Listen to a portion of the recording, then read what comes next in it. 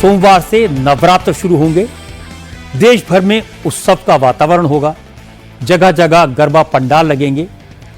अभी पंडाल में सजावट का काम पूरा नहीं हुआ है, लेकिन एक विवाद शुरू हो गया। भोपाल के गरबा पंडालों में घुसने के लिए आधार कार्ड के साथ साथ 5 नियम बना दिए गए हैं। जो लड़के गरबा पंडाल में आएंगे उन्हें चंदन का टीका लगाना होगा, हाथ में कलावा बांधना होगा।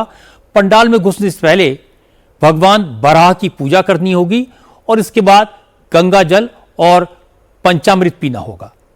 फिर देवी मां की मूर्ति के सामने आरती करनी होगी। इसके बाद ही गरबा में शामिल होने की परमिशन मिलेगी।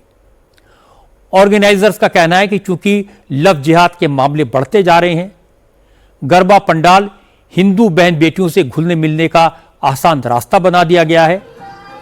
मुस्लिम लड़के उन्हें टारगेट करने के लिए पंडालों में आते हैं, इसलिए यह काम किया गया।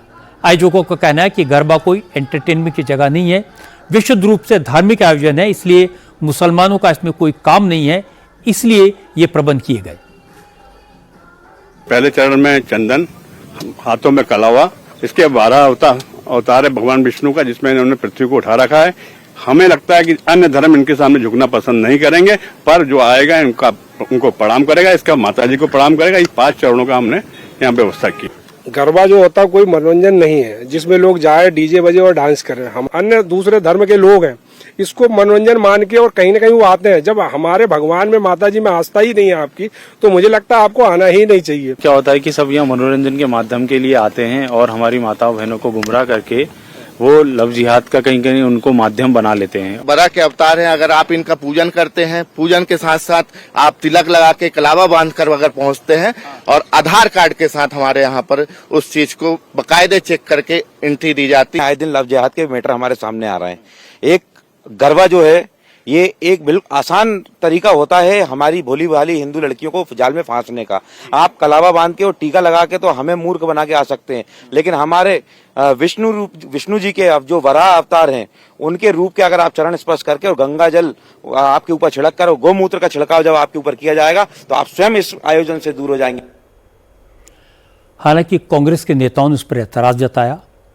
कांग्रेस विधायक आरिफ मसूद ने कहा, त्योहारों के मौके पर भी बीजेपी के लोग नफरत फैलाने का काम करते हैं, ये ठीक नहीं है।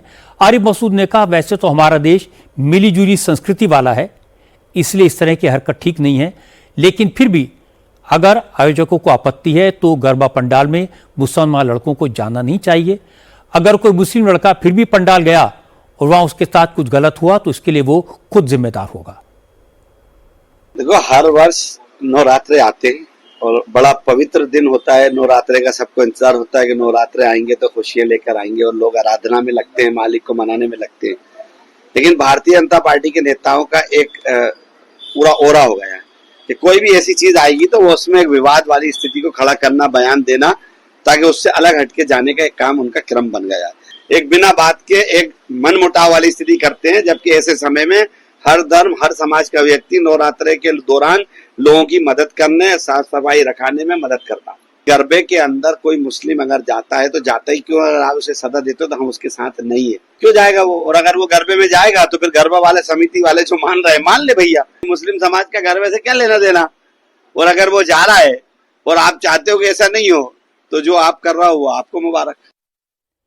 लेकिन बीजेपी विधायक रामेश्वर शर्मा ने कहा कि मुस्लिम लड़कों को किसने पंडाल में आने से नहीं रोका है। वो आए तो जरूर आए, अपनी बहनों और पूरे परिवार को लेकर आए, बस शर्त इतनी है कि गरबा में शामिल होने के जो रीति रिवाज हैं उनका पालन करें, फिर उन्हें कोई नहीं रोकेगा। गरबे में कोई भी आए हमें कोई आपत्ति नहीं, क्योंकि अब तो हम सनातन धर्म का प्रचार बहुत बढ़ा रहे हैं, घर वापसी अभियान भी चला रहे हैं। जो लोग मुसलमान बन गए हैं, ईसाई बन गए हैं, अगर वो सनातन धर्म को फिर से स्वीकार करते हैं, वो देवी जी की प्रार्थना, आराधना, दुर्गा चालीसा का पाठ या वहाँ दुर्गा जी की आरती करते हैं, तिलक लगाते हैं, भोग खाते हैं, प्रसाद खाते हैं, और वो आकर अगर वहाँ पर अपने परिवार सहित भी आकर गंगा जल पीकर हिंदू धर्म स्वीकार करते हैं, गरबा में आए, खूब गरबा करें, खूब देवी माँ की आराधना करें, हिंदू बनकर खूब करे, कोई परेशानी नहीं है। बल्कि हम कहेंगे कि अकेला लड़का ही क्यों गरबा में आ रहा है, साथ में बहन को भी लेकर आ, साथ में माँ को भी लेकर आ, भाई को भी लेकर आ, भाभी को भी लेकर आ, अब्बा अब्बी को भी लेकर आ, क्योंकि सबको ही हिंदू बनाना है यार। कब तक तुम दाएं बाएं घूमते रहोगे। आज देवी माँ के लिए हाथ चलाना सीखोगे, ताली बजाना सीखोगे, जय दुर्गे माँ बोलना सीखोगे, जय श्री राम बोलना सीखोगे। कल जो तुम्हारे बच्चे पैदा होंगे तो तुम्हारा डीएनए चेंज होगा, उनके अंदर ऑटोमेटिक वो हिंदू बन जाए।